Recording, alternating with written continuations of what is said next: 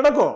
வேற என்ன பண்ண முடியும்? இன்னும் நீங்க பாட்டுக்கு ஒரு இடத்த நீங்க எடுத்து வச்சுக்கிட்டு அதில் நீங்க வீட்டை கட்டி நீங்க பாட்டுக்கு இருந்தீங்க அப்படின்னா அதான பண்ணுவோம். நீங்க ஊருக்குள்ள போய் ஒண்ணுமில்ல இன்னொருத்த இடத்துல ஒண்ணுமில்ல ஒரு ஒரு திண்டு மட்டும் கொடுக்கல, திண்டை உடச்சிருவானு தெரியுமா இல்லையா?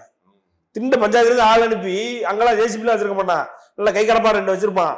2 பேர் சேர்ந்து கொத்தி எடுத்துருவான். கொத்தி எடுத்துட்டு இந்த செயலை செய்தது பஞ்சாயத்து தான், நிர்வாகத்தை அடவுன்னு போட்டு போயிட்டே இருப்பான். முடிஞ்சது அவ்வளவுதான்.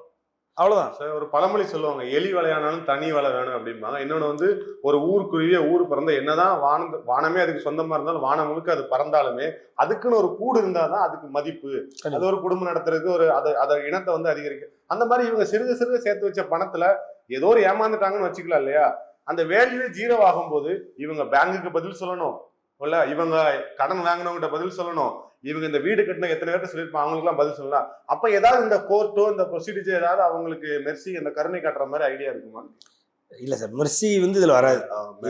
இது வந்து சட்டத்தின் முன் அந்த மாதிரி எதுவும் எடுபடாது சார். ஏன்னா இதுக்கு என்ன ஒரு தீர்வு அப்படின்னா சேகர்பாபு ஐயாவை கூட்டு வச்சு பேசி அவர் இந்த நிலத்தை ஃப்ரீயா கொடுப்பாரா, இல்லை ஏதாவது ஒரு ரெடியூஸ்டு ரேட்டுக்கு ஒரு டிஸ்கவுண்டட் ப்ரைஸு கொடுப்பாரா? இவங்க எல்லாரும் போய் ஸ்டாலின் அவர்களை சந்திச்சு சேகர்பாபு அவர்கிட்ட பேசி ஒரு 2500 வீட்டில் 10,000 ஓட்டு இருக்கு ரைட்டுங்களா, அதில் சிறுசா கழிச்சா கூட உங்களுக்கு 7,000 ஓட்டு இருக்கு, கொரட்டூரில் ஃபுல்லாக 7,000 ஓட்டை நான் எப்படி வாங்கி கொடுத்துட்றேன், நீங்கள் இந்த 15.5 ஏக்கரை மட்டும் ஏதோ ஒரு வகையில் ஒரு டிஸ்கவுண்டட் ப்ரைஸில் நீங்கள் எங்களுக்கு கொடுத்துருங்க அப்படின்னு சொல்லி இந்த அசோசியேஷனுக்கு எலெக்ஷன் நடத்துகிற அந்த பிரச்சனையை பேசுகிற மறந்துட்டு பாருங்களேன்.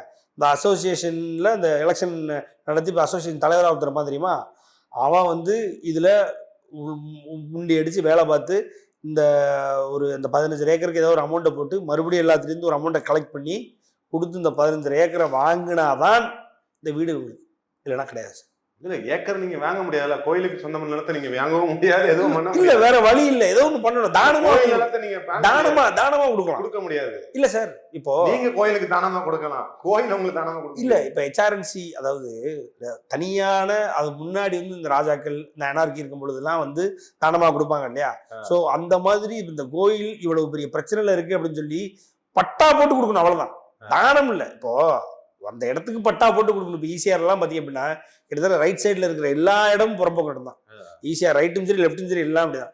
அது அந்த என்ன சொல்றது, இந்த என்க்ரோச்சிங் வர வர வர வர வர ஆட்டோமேட்டிக்காக இபி கொடுத்தாங்க, கேஸ் சிலிண்டர் கொடுத்தாங்க.